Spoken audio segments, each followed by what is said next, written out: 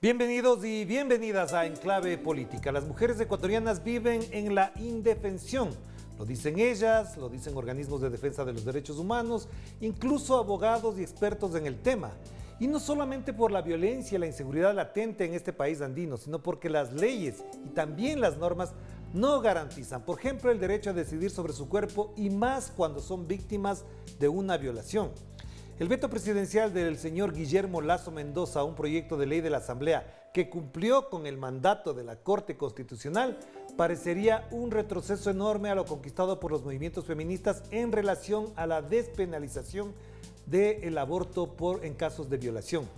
Para que nos explique y comente el tema, hemos invitado a la asambleísta alterna de la Revolución Ciudadana y activista del feminismo ecuatoriano, Yairen Noriega. ¿Qué tal, Yairen? Qué gusto tenerte acá. ¿Cómo estás? ¿Cómo se sienten ustedes? ¿Cómo se sienten las defensoras de los derechos de las mujeres frente a lo que en primer lugar fue el veto presidencial, que tiene una serie de considerandos que más bien parecerían una declaración del Opus Dei? Sí, primero decir que el Ecuador es un país en el cual en promedio a diario 7 niñas están pariendo producto de una violación.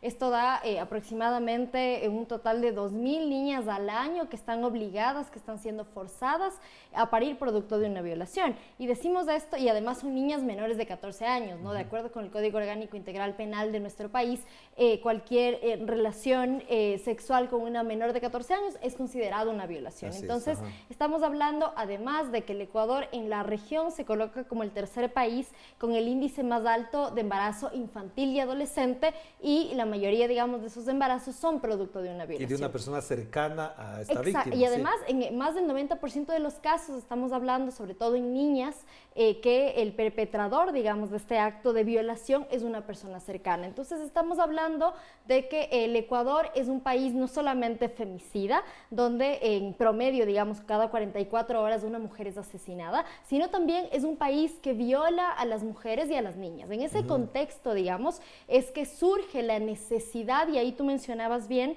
a partir, digamos, del accionar de las organizaciones de derechos humanos, de defensa de los derechos de las mujeres, una demanda, digamos, de inconstitucionalidad frente a la Corte Constitucional para que la causal no punible de aborto por violación, que hasta antes de la sentencia de la Corte, que fue el 28 de abril del año pasado, además del año pasado. Sí, hace muy poquito, además, se amplíen ya no solamente para mujeres que tengan algún tipo de discapacidad mental, sino a todas las mujeres, porque consideraron que esa causal, digamos, era discriminatoria. Entonces se amplía la causal. Que la Corte Constitucional enviara a la Asamblea y la Asamblea le mandara al presidente para que todo ese trámite que ha llevado un año, cuando hay cuestiones de emergencia como las que acabas de mencionar, mujeres que son asesinadas, violadas, un año es mucho tiempo porque se pierden muchas vidas ahí.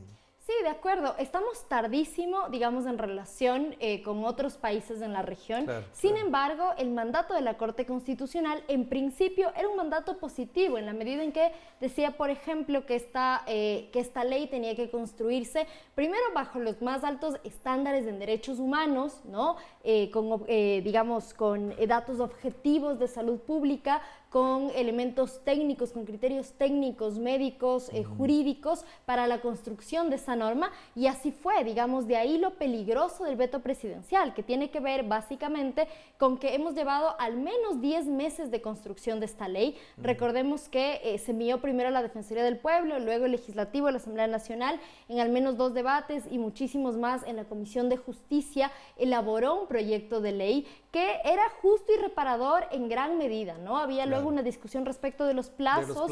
Sin embargo, era un proyecto de ley bastante bueno en relación a procurar y garantizar el derecho de las mujeres y niñas a decidir sobre sus cuerpos. ¿Qué es lo que pasa con el veto del presidente Guillermo Lasso, ¿no? Él, en su calidad de colegislador, por supuesto que podía hacer modificaciones al texto, y es más, él tenía o debía tener la obligación de mejorar el texto, por ejemplo, en términos de plazos.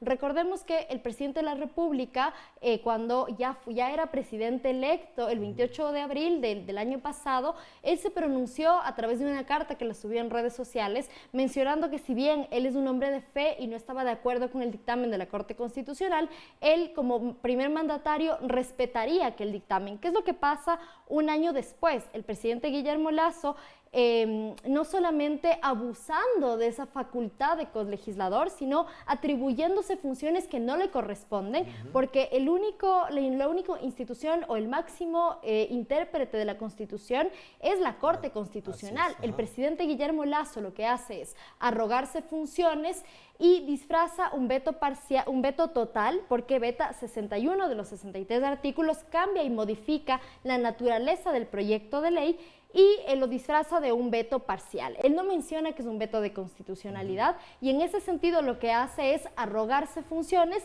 bajo, digamos, una figura... ¿De qué te sorprendes, Yairen, cuando sabemos que primero el señor Guillermo Lasso, aparte de conservador, es un militante del Opus Dei? Él lo ha dicho, pero lastimosamente en campaña ofreció a todo mundo de todo, a las feministas, a los gays, a los ambientalistas, a los estudiantes, a los agricultores, a los policías, a los militares, ofreció todo, pero cuando llega y está en el poder ha cambiado todo. Entonces, ¿por qué se sorprendieron de eso? No, ninguna sorpresa, digo, al menos a título personal, en tanto un militante de un feminismo popular, un feminismo que cree y que milita, digamos, por lograr un mundo más justo para todas las mujeres en términos de interseccionalidad. El tema del aborto es un tema clave de justicia social. Y sabíamos que, claro, si Guillermo Lasso es no solamente una persona conservadora, sino también es... digamos, en este momento, el mayor exponente de la derecha ecuatoriana, si unimos ambas cosas, nada podía salir bien. Y digo, digamos, en términos de justicia social, porque si miramos los datos que organizaciones de derechos humanos han elaborado y han presentado ante la Corte Interamericana de Derechos Humanos para el país, el 100% de las mujeres criminalizadas por abortar son empobrecidas. Claro. El 40% de las mujeres son afrodescendientes y el 69% son jóvenes y son adolescentes. Claro. Entonces estamos hablando de que las ricas, las mujeres que tienen mayores, digamos, capacidades económicas, pueden abortar aquí en el país pagando, digamos, y en un espacio seguro o fuera del país, mientras que las pobres mueren en abortos clandestinos o son condenadas a las maternidades forzadas. Pero Yairen, una cosa que es importante para que la audiencia de América Latina lo entienda, no se estaba aprobando el aborto en general, se estaba aprobando el aborto en casos de violación, porque cuando uno lee, y me he dado la penosa tarea de leer completamente el veto presidencial, parecería que estamos hablando del aborto en general. Es decir, todos los considerandos del veto presidencial no hablan del aborto en casos de violación como una cosa muy particular que en otros países se considera como un asunto efectivamente de derecho garantizado, sino que él está hablando del aborto en general. ¿Cómo se entiende entonces que incluso siendo el presidente el que justifica eso, en la Asamblea no se consigan los votos incluso de mujeres? A ver, digamos, varios elementos respecto de eso. Sí, digamos, es importante mencionar que estábamos discutiendo, lo que decía al inicio, ¿no? Vamos tardísimo respecto a otros países, a nuestro país vecino Colombia, por ejemplo, respecto de estos debates en cuanto al aborto, ¿no? En este caso, en Ecuador, estábamos hablando únicamente en casos de violación. Consideremos además que una violación genera ciertas vulnerabilidades adicionales a las mujeres que cuando deciden abortar, digamos, de forma sin ninguna causal, ¿no? En este caso, la causal de aborto. En ese sentido, lo que tú mencionabas del veto presidencial, a mí lo que más me llama la atención, y esto además ha sido sumamente criticado, es que de los 3 acápites que contiene, digamos, el veto, uno de ellos se titula La posición personal del presidente. Esto es muy grave si estamos hablando de que vivimos en un país laico, de que vivimos en un país donde existe separación, en principio, digamos, debería existir separación de funciones, y donde además el gobernante no debería por qué imponer su posición personal al resto de la población, digamos, y eso es algo que Guillermo Lasso ofreció, digamos, prometió en campaña, y es algo que claramente no está cumpliendo, ¿no? Y lo grave, digamos, de esta posición personal del presidente es que este es el acápite que antecede, digamos, todo el resto de objeciones. Entonces, básicamente, el veto es una justificación, digamos, personal del presidente que a renglón seguido llena de tecnicismos y llena de términos médicos y jurídicos, pero lo que está haciendo realmente es disfrazando su veto parcial en claramente una obstaculización de este derecho al aborto. Mujeres de la Asamblea que, supongo yo, están al tanto de lo que implica ser víctima de violación, de acoso, etcétera, y que todo lo que eso además conlleva, votaron en contra de de no aprobar el veto. Sí, digamos, es complicado. Vivimos todavía en una sociedad que es sumamente machista, en una sociedad que no respeta la vida de las mujeres, que no respeta ni siquiera nuestro derecho a decidir una vez que ya hemos vivido, digamos, una situación tan atroz como es la de una violación. No estamos hablando de niñas de 10, de 11, de 12 años que están siendo obligadas a maternar cuando ni siquiera ellas han terminado su crianza. Entonces, digamos, todavía lastimosamente en el Ecuador, y bueno, vemos que también el fenómeno antiderechos es un fenómeno que se extiende en toda la región. Recordemos que en Argentina, si bien había una marea verde que se imponía, también hay ciertos grupos conservadores y hay, digamos, dentro de la propia Asamblea Nacional, hay voceros de los grupos antiderechos y voceras también, que se toman la foto con personajes tan detestables como Agustín Laje, por ejemplo, que es un tipo claramente que va, digamos, por el mundo hablando de la ideología de género, ¿no? Como condenando a los movimientos feministas y condenando nuestros propios derechos. Entonces, hay no solamente personas o mujeres que votaron en contra, en principio, de la ley y que luego apoyaron el veto, sino que además son fervientes militantes de los grupos antiderechos. Entonces, todavía, digamos, a quienes venimos del feminismo y participamos, digamos, de la política partidaria, nos queda un reto enorme dentro de nuestras propias organizaciones. Yo te digo, lastimosamente, dentro del espectro del progresismo, yo hubiese esperado que las organizaciones políticas de forma orgánica digan, nuestro voto tiene que ser a favor de los derechos de las mujeres, y sin embargo de eso no pasó, digamos. Siempre pudo haber sido peor. Es decir, obligar a que se vote en contra, se liberó el voto en todas las organizaciones políticas dentro de la Asamblea Nacional, lo que generó, digamos, un escenario favorable para que quienes dentro de nuestras organizaciones políticas militamos estas causas podamos ejercer, digamos, nuestro derecho a defender este tema en la Asamblea Nacional. Pero sigo pensando que no solo la Asamblea, sino los partidos políticos, sobre todo de izquierda, le quedan debiendo muchísimo a las víctimas y sobrevivientes. Sharon, hagamos la primera pausa, enseguida volvamos, porque efectivamente hay un reto, un desafío por delante alrededor de los derechos de las mujeres, que en Ecuador, como en algunos países todavía de América Latina, constituyen un desafío enorme para las mujeres y también para nosotros los hombres. Vamos a la pausa.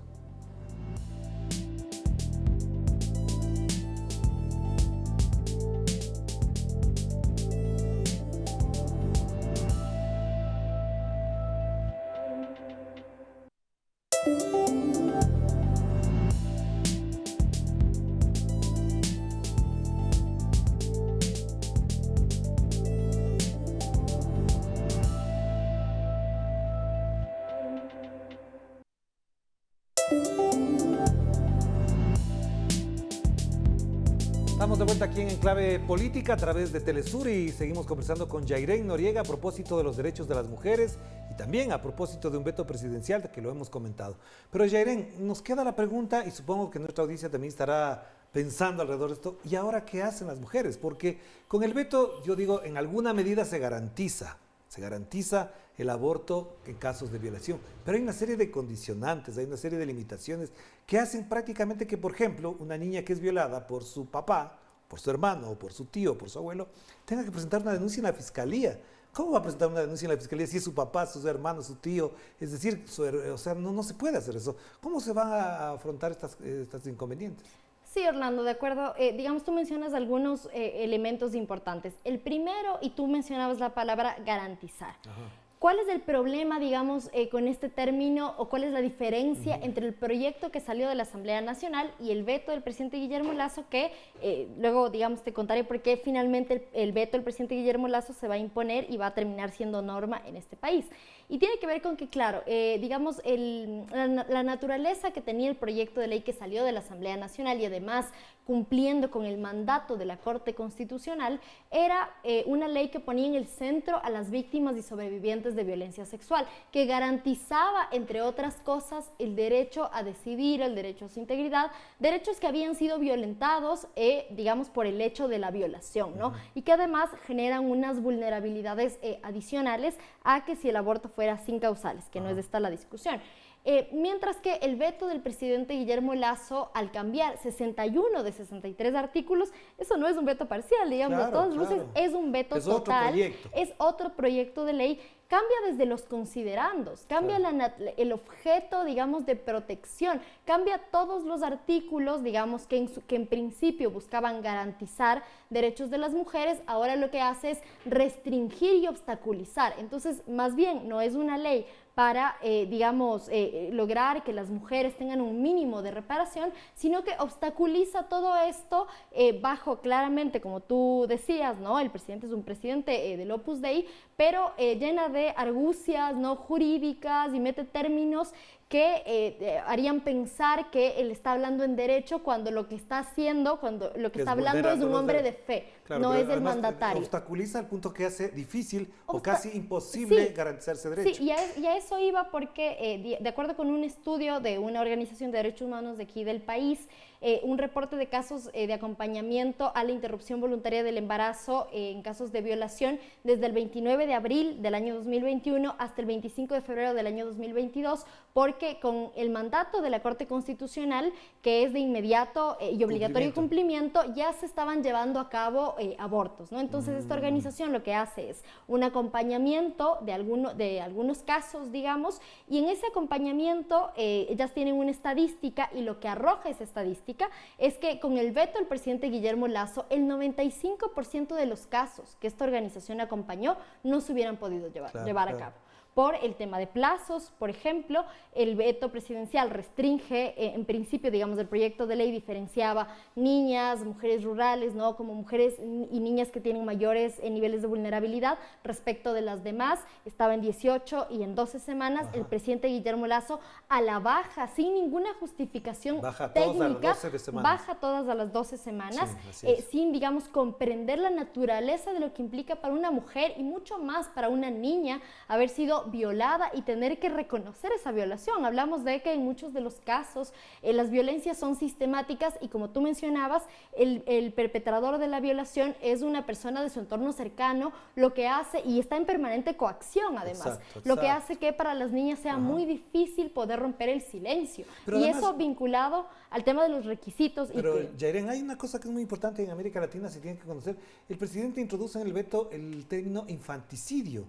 Es decir, se le va a culpar a una mujer por abortar de infanticidio y por lo tanto puede ser llevada presa. Esa figura había desaparecido ya como figura penal. Esa figura ni siquiera se encuentra en el Código Orgánico Integral Penal. Entonces, ¿cómo digamos, se va a asumir? A ese nivel de irresponsable es el veto del presidente Guillermo Lasso. Parecería que quienes escribieron no conocen de derecho, o más bien lo conocen, y lo que escribieron, digamos, es una cosa muy malintencionada y es un proyecto de ley que más bien apunta a la criminalización de las mujeres. Exacto. Y este fenómeno que tú mencionabas, por ejemplo, el de no creer en la justicia, es un fenómeno además generalizado en América Latina, ¿no? La justicia permanentemente está fallando en contra de nosotras, y si a eso tú le sumas el que nosotras tengamos que acercarnos a ese mismo sistema de justicia que nos falla, que nos juzga, que nos da la espalda y demás, a presentar una denuncia, porque sin eso, o sin un examen médico legal, o sin una declaración juramentada, o sea, estamos hablando de unos requisitos que no apuntan, digamos, a la garantía de un derecho, sino a la obstrucción y a la obstaculización del mismo. Claro, porque te planteo, por ejemplo, una persona es violada, se queda embarazada, pase todo ese proceso, ha cumplido 9 meses y el niño nació, y no tiene derecho a abortar cuando se trata de eso, es decir, con una justicia lenta, corrupta, y además con prejuicios y preceptos hasta anticonstitucionales, nadie tiene derecho a abortar en este caso. Sí, digamos, por ese lado, digamos, los plazos corren y nosotras, digamos, en el debate habíamos incluido un artículo que lo que hacía era, mientras se presenta, digamos, la solicitud en el sistema de salud, hasta que pasen, digamos, ciertos temas que se aprueben legales, que pasan en el hospital, se suspenda el plazo para que no siga corriendo y no se corre el riesgo de pasarse del plazo cuando tú llegaste, digamos, a tiempo al sistema de salud, pero por retrasos burocráticos luego termines quedándote fuera, ¿no?, del acceso a este derecho.